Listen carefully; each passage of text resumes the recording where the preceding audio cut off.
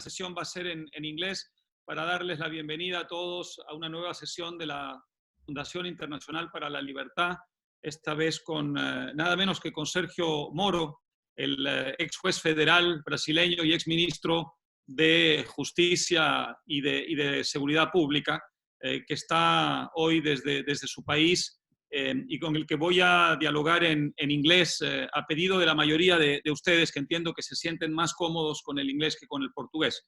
So welcome everybody on both sides of the Atlantic.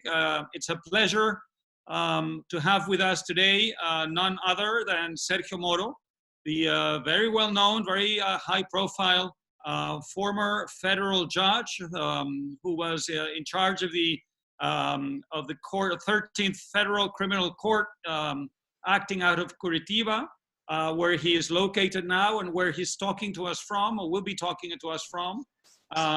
And of course, he was also a very prominent member of the Bolsonaro administration until very recently. He resigned very publicly in the month of April, a few weeks ago. But for more than a year, he was a very prominent member of that administration in his capacity as Minister of Justice and Public Security.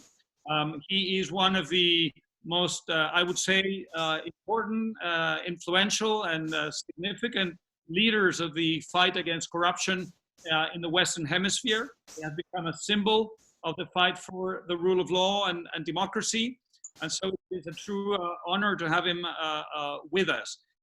He has, of course, as others have before him, had to overcome a very significant number of obstacles in his fight against corruption, political, as well as from the world of business and other areas where there was a lot of resistance against what he was doing. Nonetheless, he persevered and became, throughout, I would say, Latin America, but also the rest of the world, one of the symbols of the fight against corruption. So a lot of us had very high hopes for his role in the Bolsonaro administration as Minister of Justice. We thought it was a very bold move on his part to move from the judicial to the political arena. And we had high hopes that from the political arena, he would be able to continue with the fight against corruption. Unfortunately, for reasons that I'm sure he will explain to us, he has decided to move out of the administration, which does not mean he's moving out of the public arena. And this is one further proof that he will continue to be a very vocal person in favor of the things that he has and continues to stand for. So thank you so much for joining us, Sergio. We will stick to the format that we have maintained so far. After this presentation, I will give the floor to Sergio Moro. He will speak for about 10 minutes, and then we will engage in a Q&A session. So you're all welcome to write your questions on the chat window, and I will be as fair as possible, and I will hopefully go through all of them before the end of the session. So welcome, Sergio. Thanks so much for being with us, and it's all yours.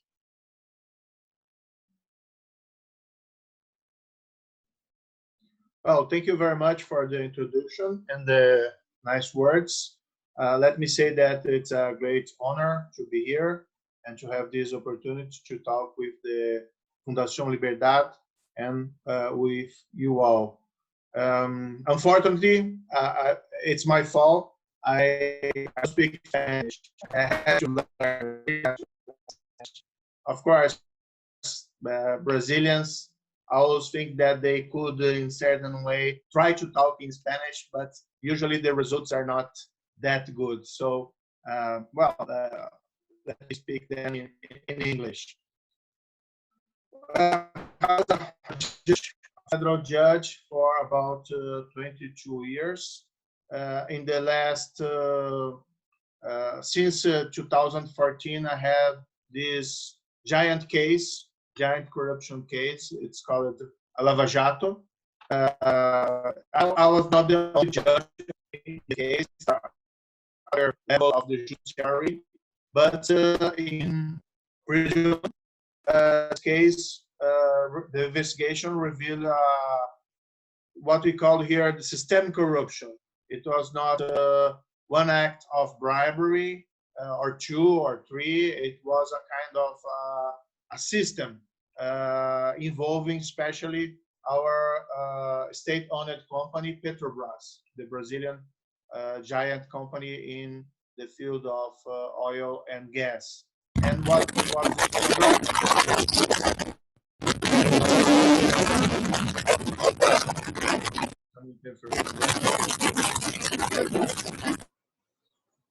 Are you hearing? Yes. Perdón, está solucionado, perdón. Por favor, le pedimos a la gente que silencie. Okay, and what was discovered is that in almost every contract with Petrobras, the suppliers of Petrobras had to pay bribes, millions in bribes to the public employees in Petrobras, and a share of these bribes went to politicians who sponsored the nomination of these public employees to Petrobras. It worked for several years, and it involved a lot of politicians of the federal government at the time. The federal government at the time was ruled by the Workers' Party, some of their aides. I think we had these years a kind of wave in Latin America, because it was also some of these Brazilian enterprise they try to employees in countries like Peru, Argentina, Colombia, Ecuador, in Central America, also. So in time, there are a lot of corruption. With this case, Brazil, a lot of hope, because corruption have been always a problem in the region, and widespread corruption, in my opinion, it undermines the strength of democracy. Sometimes people complain against democracy, not only because they don't have what they are waiting for, public services in health care, in education, and sometimes they saw these public employees or politicians becoming richer and richer, and they start to lose faith in democracy. This is very bad. So we have a lot of hope with this case. In 2018, we have this election. Candidate saying that he was a kind of candidate, won elections against the candidate of the Workers' Party. It was Bolsonaro. It was Bolsonaro. He invited me at the end of that year to join the government, and I thought it would be a good opportunity to try to advance anti-corruption policies in a higher level of the government. I have learned about the Italian experience in Manipulite case. It's also another large anti-corruption case. It brought a lot of hope for the Italians. It happened in the beginning of the 90s, but after 2 or 3 years, at least what I heard from some judges from Italy is that the political system struck back and started to implement new laws that undermine corruption. So I thought that if I went to the government, maybe I could try to be an obstacle against this kind of threat, and also work as a reformer to improve the anti-corruption laws, not only the criminal side, but laws about transparency, laws about to reduce sometimes bureaucracy in public contracts, and in certain way, the candidates, President Bolsonaro, had not a very good fame in issues about the rule of law. And in certain way, I understood that if I went to the government, I could work as a kind of and could work as a kind of protector of the rule of law. So I started to do my work at the government. I think we were very successful in some fields, especially against crime. It's also a problem in Brazil, especially against violent crime. We have a drop in 2019, about 19% of the homicide rate. A very good result. But Sergio, I'm sorry to interrupt. There's a lot of interference. The connection doesn't seem to be working too well. Could you see if you could please adjust it a little bit? The connection? Yeah. At times there's a lot of interference and the connection seems to be very weak. No, let me see here. Sorry for that.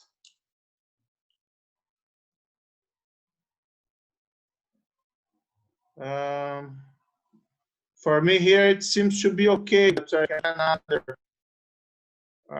But some few minutes.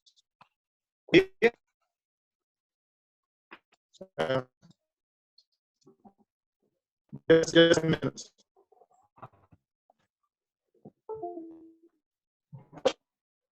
Yes, I was going to suggest that maybe. Let me try another place at the house. Sorry. Deixa eu ver. Oh, a conexão lá não está funcionando. Posso tentar aqui? Desliga para mim.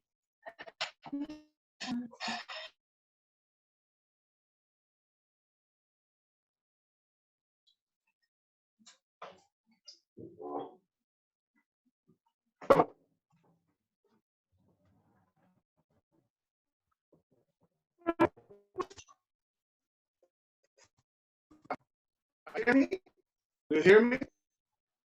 Okay, can you talk a little bit more? Let's see if I can hear you well. Okay, I'm sorry for the light, the backlight here.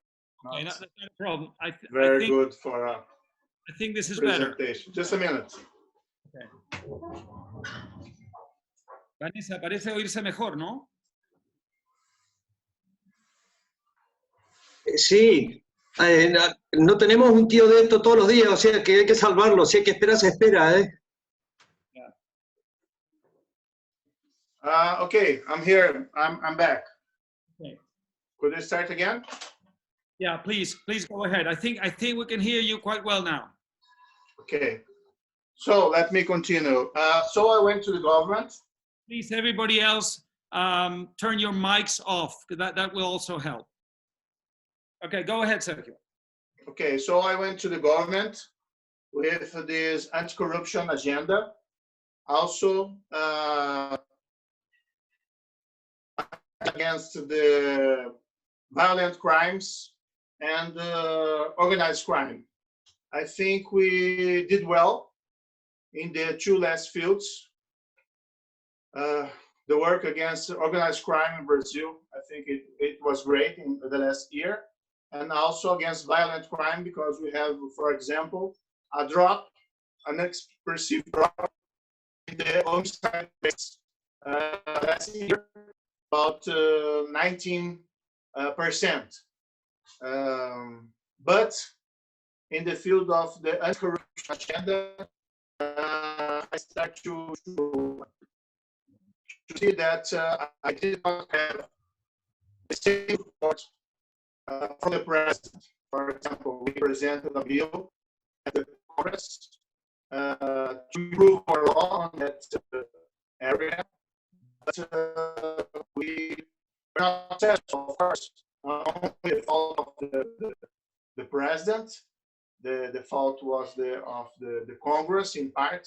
But I unfortunately I did not receive so much help from the president. Then in this year, or since the last year, the president seemed to have the desire to interfere in some nominations at the federal police, the Brazilian federal police. And in April this year, the president changed the director of the federal police. Of course, it's his power, but the reasons that he gave to me to make this change was not acceptable, in my opinion. So I decided to resign and make everything public, not with the will to damage the government, but with the purpose to protect the federal police against this kind of what I think it was an arbitrary influence. So now I still intend to participate in the public debate, but now I'm just an spectator. I'm just watching what the is doing. There are some turbulence, political turbulence here in Brazil nowadays. There are some cases before our Supreme Court against some political allies of the president. Maybe cases that could involve his family. And sometimes the president makes some not very good statements, kind of some menaces against the institutions. I think that is just he's not being serious, because there is no chance of military coup here in Brazil. I think our democracy is strong, but anyway, this does not help us here in Brazil to have stability. And well, everyone knows that we are having the problem with the pandemic, the coronavirus pandemic, and we already have more than 45,000 of deaths, and unfortunately the president undermined the gravity of the pandemic. So that is the general scenario in Brazil. The connection is good now. How it's working?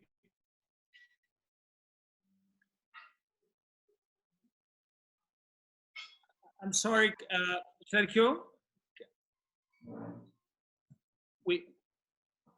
Can you hear me? Yes. Okay, I'm sorry, I didn't quite catch the last sentence. Was that the end? Yes. In resume, it's the general resume of Brazilian situation, why I enter in the government and why I leave. Yeah, no, I got that quite well. So, okay, let me ask you, before I put to you some of the questions we're getting from the participants, let me put a couple of concrete questions to you. I recently saw in the news that President Bolsonaro had struck a deal with a very important parliamentary bloc called the Central, which might give him enough support to avoid impeachment if that were the mood of the opposition and of the country. So the first question would be, do you think that deal will prevent any such move against Bolsonaro? And the second question has to do with President Lula. As we all know, he was sentenced in 2 different cases. One of those cases was in your hands in the lower courts. Your decision was ratified and upheld by the higher courts. And then there was a second case in which he was also sentenced. And there are a number of pending cases. However, he's now out of prison and, as far as I know, able to operate rather freely, and he's quite active politically. So what is this exactly the legal situation of former President Lula? Well, the former president was convicted by me in one case. As you said, my sentence was upheld by the appeal court and also by another court at Brazil, but there is not yet a final decision. And our Supreme Court, unfortunately, changed its jurisprudence. It have this understanding that after the conviction, the criminal conviction by an appeal court, the criminal sentence could be enforced. But changes this decision in the last year. It was a setback in the fight against corruption, in my understanding. So because of that, the former president was released. No one is saying, the courts did not say that he's innocent, only understand that he has the right to wait the final decision before serving the prison time. So we are still waiting what will happen. But he was also convicted in a case for another judge. Also, this other sentence was upheld by an appeal court. But even in that case, we don't have yet a final decision. So we will have to wait. About the President Bolsonaro, it's hard to say if we will have or not an impeachment. This is a political decision. It depends on his part at the Congress. And he made some alliance with these politicians who formed this bloc called Centrão. What was very criticized is that some of these politicians are politicians who were convicted or accused by taking bribes in the Lava Jato case. So during the campaign, the electoral campaign, one of the flags of the president was that he would not do this kind of alliance, political alliance. But it seems that this thing changed. So he's being criticized also because of this changing in his position about this political alliance. Let me try something different here. Now we can see you. I think this is better. That's much better. So we have several questions. Let's go through them. Andres Cardo has 2 questions for you. Does Mr. Bolsonaro continue to put pressure on the judiciary and the federal police and parliament in recent weeks after your departure? Has he continued to do that? And how secure is the position of the Minister of the Economy, Paulo Guedes, who of course has at least had until recently a lot of support in the international community and the investment community and the financial community? How secure do you think his position is? Well, a difficult question. The president, in the last weeks, he made some public statements with some threats against the courts. But the general belief here is that these statements, he does not have the political support to go against the courts. He does not have the support of the military to do something, to do a coup, for example. So this kind of statements, in my opinion, only brought instability, political instability.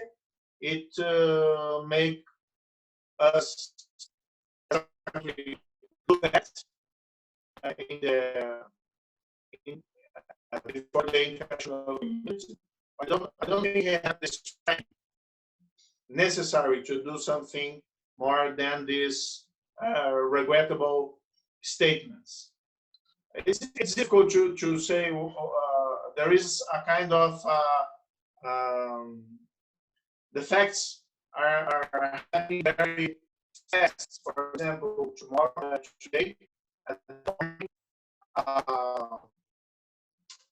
former political ally of the president was arrested in a old investigation about the government. It's hard to say how the things go, and unfortunately, it's not good for the stability of the country. Now, at this moment, I think Paulo Guedes has a lot of support, especially from the market. He's still keeping his reputation, but it's also necessary to say that this political instability does not help. What I'm saying, especially international, is that despite of this political turbulence, the democracy is solid. The institutions are working. And at the end of this crisis, everything will be solved, in my opinion. And maybe we could also retake this anti-corruption agenda, maybe deal with a more rational way with this pandemic crisis and the economic crisis. I hope so, at least. Okay, we have two more questions that are connected to each other, one from Soleta Puseiro, the other one from Marcela Ruiz. There's a lot of, as you know, a lack of confidence in the judicial system in many parts of the world. That was the case of Brazil too. It's the case today of many countries in the Western Hemisphere, including some of the neighboring countries from the point of view of Brazil. How do you think we can go about rebuilding trust and confidence in the judicial system? And the other part of the question would be, your experience teaches us that unless the head of the government is personally involved in the fight against corruption, it's very difficult to fight corruption from within the political system. So is there an alternative approach that you think is more efficient in the fight against corruption? Well, we need strong institutions. We need a commitment to the rule of law. I think this is the most important thing. Anti-corruption is very important because we have to disundermine the confidence in the economy, in democracy. But in certain level, the most important thing is the rule of law. We need to follow the law. We need to, even if you are poor for any commit a crime, you have to pay for it. I think we need not only strong institutions, but we need good examples. It makes all the difference if you have the leadership of the country committed to integrity and to anti-corruption policies. So we need that of course, that's only a question of leadership, because the civil society needs to also to be committed to this agenda. The private sector also. What I see here in Brazil nowadays, because of the Lava Jato case, we have some distance between the private sector and the public sector. The public sector is moving very slow to in direction of more or stronger policies about anti-corruption, and the private sector is working faster on that field, improving compliance systems, with requesting that we don't return back to that the time of system corruption. Well, I believe that unfortunately now we have a lack of leadership on this field, at least on the public sector. Also, what is very important is the free press, and it's important that everyone have his eyes open to the problem of integrity and corruption. How we say the price of freedom is permanent vigilance. So we need to see, to watch what our government is doing in all fields of the government. We don't have a magic solution for the problem of corruption and integrity, but we could make strong steps in the right direction on this field. So we have 3 questions about Argentina. One from Luciano Mondino. I imagine you're aware of the recent expropriation of Vicentin, the top trading company for agricultural products, crops, in Argentina. How do you think that will impact confidence from the point of view of investors and the international community in Argentina? The second question, do you have any thoughts about your recent experience when your talk at the University of Buenos Aires was canceled? That hit the international news, not just the local news, I might say. Rocio Borello would like to know, what did you think of the fact that the current Vice President of Argentina, Cristina Kirchner, was elected despite being indicted for corruption? In other words, that she was allowed to stand and was able to be elected, even though she had been indicted for corruption. It's very difficult for me to give an opinion about the issues of another country. About the first question, what I can say, I don't think this economic model worked in the past in Brazil. For example, having these giant companies, I think that they had they made important things at the past, but if nowadays, I'm not sure if they work anymore. I have a strong belief in the private sector. Of course, the private sector needs some regulations. Sometimes the state could need to make some interference, but I don't think that is a model that really works for better in Latin America. I'm not saying specifically about this case in Argentina because I don't know the details. However, what I believe is that this model is not very fit for a practice. I was invited to make a lecture at the University of Buenos Aires. The first prize in the just after it was announced by some integrants of the university, and it was settled. The reason was lack of understanding of Lava Jato.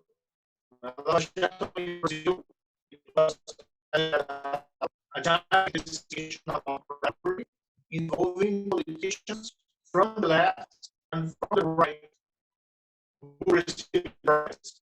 We have the example of the president, but we have the example of former presidents of the who was a right politician from the political of the right. So it was just about price. It doesn't matter the political opinion. But in certain way, the farmer as a hobby, I think that he was because his political because of his political opinion, and it seems that some integrants of it's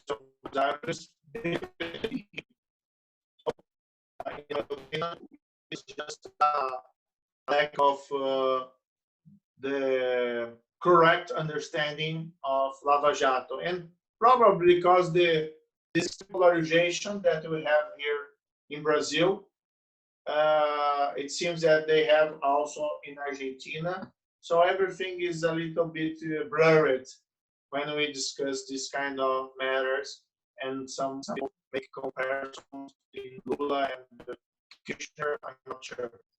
But it's important to say that after the lecture was canceled, I received the contact of other universities in Argentina that wish to receive the lecture.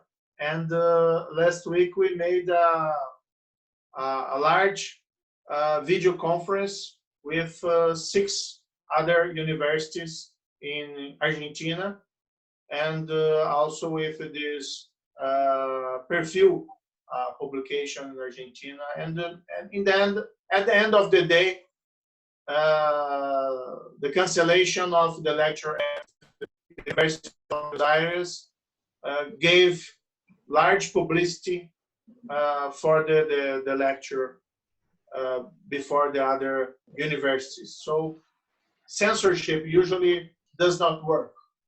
That's my opinion. It has the opposite effect.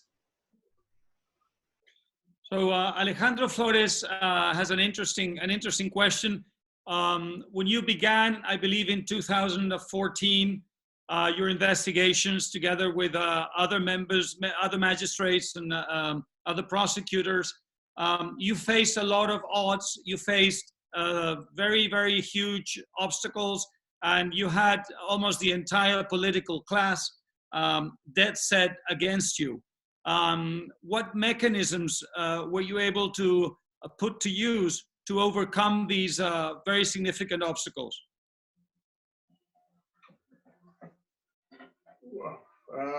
I think we had there, during the investigation, during the case, very strong evidence of wrongdoing, of public employees taking large bribes in Petrobras. For example, some directors of Petrobras, they had offshore accounts in countries like Switzerland, Monaco, with millions of dollars, millions. And I understand that this evidence was very strong, and everyone saw that we are not making a fake case, or we were not inventing facts. there are real evidence to prove about bribery, widespread bribery in Petrobras and in Brazil. And we decide since the beginning of the case to turn every evidence public. So the public opinion could see the evidence and make their own judgments about the size of public corruption in Brazil. I think this kind of attitude brought to us a lot of support for public opinion, and it helped us to avoid any kind of obstruction of justice by the part of some politicians involved or by the part of the judiciary. And we are not violating the law. The Brazilian law says that every sentence, every judgment, every judicial case have to be public.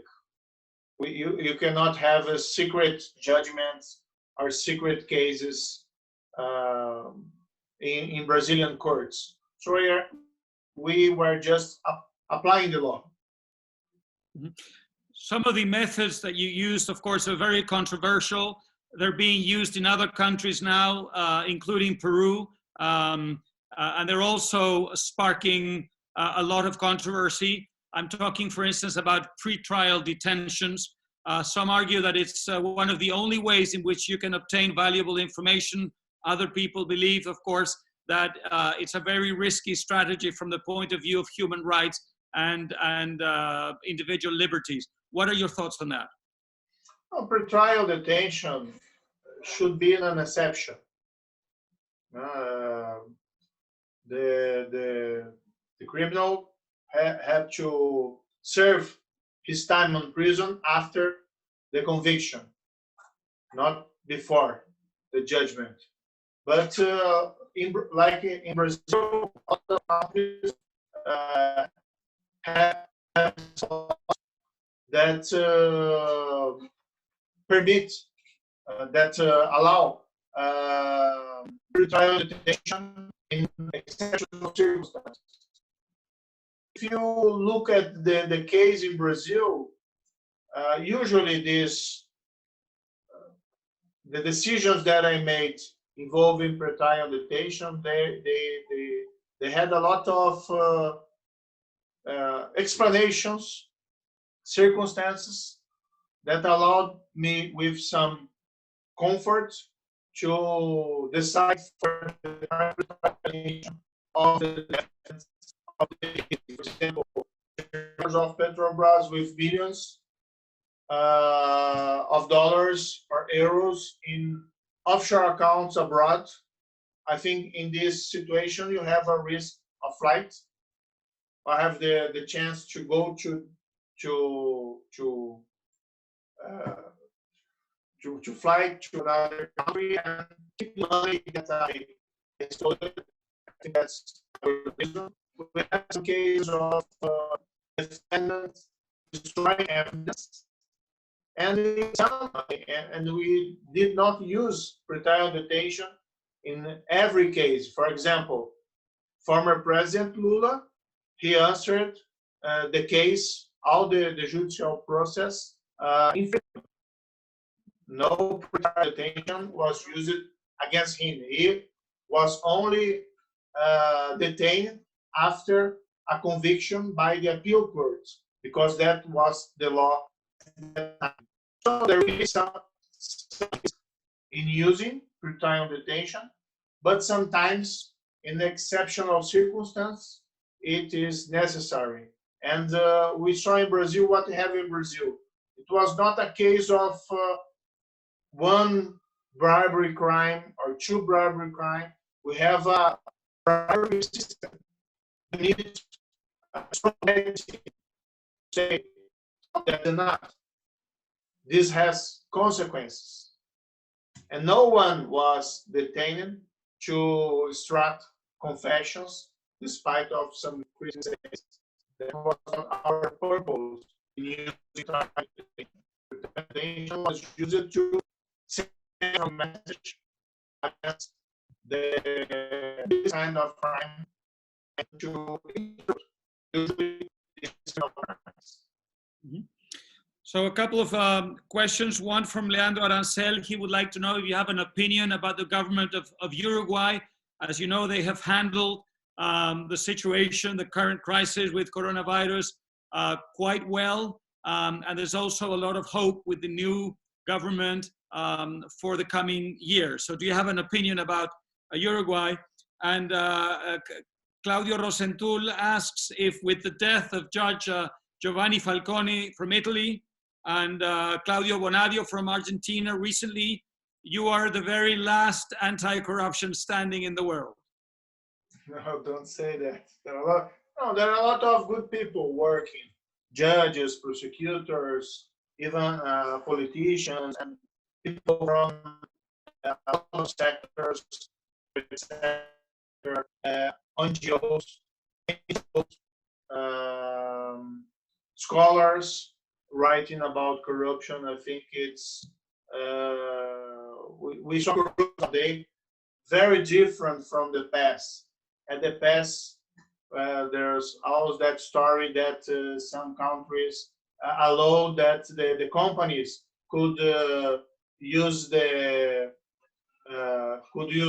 money that they paid for bribes to reduce their receipt for their IRS. Something very strange. But nowadays, no one anymore accept this kind of behavior. So I think the world is changing about this kind of issue. About Uruguay, how it is dealing with the pandemic, I don't know the details. I heard about that they have a very low number of deaths. I think that this is great. We're also happy when we see that other countries are dealing well with this pandemic. In Brazil, the situation is not that good. Unfortunately, I was at the government at the time, and I talked with the president several times. And what I usually say, I'm not a doctor, of course, I was not the health minister, but in my belief, we don't have a federal policy, federal strategy against the coronavirus. The president decides to follow a strictly negativism view. So he denied the gravity of the pandemic, and this does not help Brazil to face the real problem. The governments of the states and the mayors of the cities are the main responsible to develop measures against the pandemic. But this is very difficult when you have the federal government, for example, against measures like social distance. Well, that's unfortunately, but I think there is time. Maybe the government, the federal government, could change its behavior. I have a lot of doubts about that, but it's better to have a change now than ever. A lot of people are asking in Brazil and outside of Brazil whether you're going to be a candidate for president. I know you're not going to tell us right now that you will be a candidate. Can you at least tell us that you're not entirely close to the possibility, that you're at least going to think about it? It's very difficult to make any kind of predictions about that. We will have general elections only in 2022. we are still in 2020 and we are suffering this crisis, political crisis, pandemic crisis, economic crisis. No one has for sure, no one knows for sure in what situation we will be at 2022. I left the government. Unfortunately, I could not return to the judiciary. That's I need to resign from my position of judge when I enter in the government. What I desire now is to keep to continue in the public debate. I think I could contribute for public debate here in Brazil and maybe abroad in some fields like especially anti-corruption, especially the rule of law. I think it's more than, as I said, it's more than anti-corruption now. It's about rule of law, it's about democracy, it's about the means, the ways that we could build a stronger country, a strong democracy, and even a strong economy. We need this. We need to be very committed with this in Latin America and also in Brazil. And we need to, what I saw in the last months, the last years, what I'm seeing all around the world, we need to reduce political polarization. This is very bad for our democracy. This struggle, fatal struggle with the extremes. I think we need to calm down and to try to build rational policies on the public field. Well, you were attacked, savagely attacked by close allies of Partido dos Trabajadores, the Workers' Party, of course, when you sent Lula to jail and other people linked to that administration and the following, and the administration that came after him from Dilma Rousseff. You've also been attacked very savagely by Bolsonaro's people. So my question is, do you have any friends left in the political system in Brazil? Oh, yes. We are talking about the problems of polarization, the problem of the extremes. I think the extreme right and the extreme left, in certain way, they are very similar. They have sometimes the same problems, the lack of commitment for the rule of law. They usually they favor populist policies.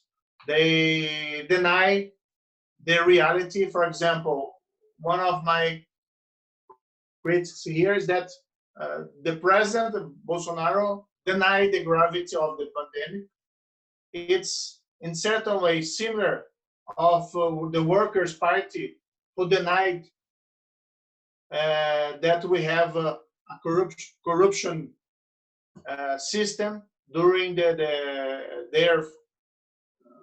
federal government of Lula or at Petrobras.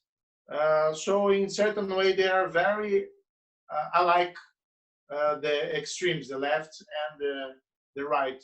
But I think there are a lot of space for reasonable opinions and for the center spectrum of the political field. I really believe that the most part, Brazilian people is usually known to be people of tolerance, of democratic values, committed with they desire everything that everyone in the world desire, just have a better life with stability. So I think there is a lot of space for the center here in Brazil. Some of our friends in Argentina would like to know if you see a danger that populism, and very specifically Chavismo-style populism, could take hold of Argentina and other countries, and that might have an impact on your own country as well. Do you see that danger today? Oh, I cannot give an opinion about what's happening in the other countries of the region. What I see in Brazil is that we are suffering now some political instability. These threats made by the president, they don't help. But I don't think that there is some risk, but I don't think there is a strong risk of a setback for a military regime or something like Chavismo, at least in Brazil. I cannot give an opinion about what is happening in the other countries. What I saw nowadays in Brazil, there is a kind of struggle between the president and the Supreme Court, Brazilian Supreme Court, but the Supreme Court is doing its work. It's not retreating because of these threats made, these statements made by the president. So in my belief, the institutions are working.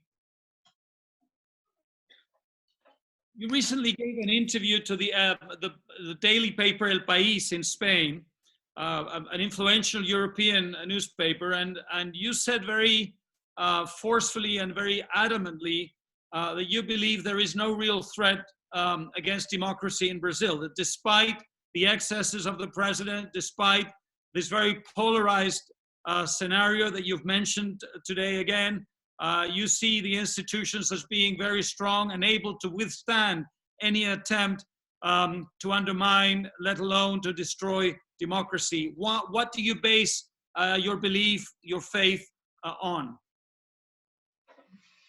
I have been at the government.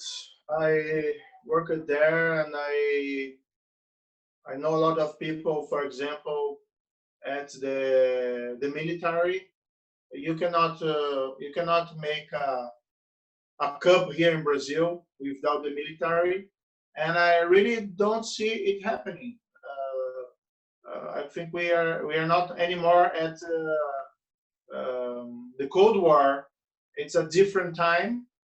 Of course, we could not deny that some kind of risk.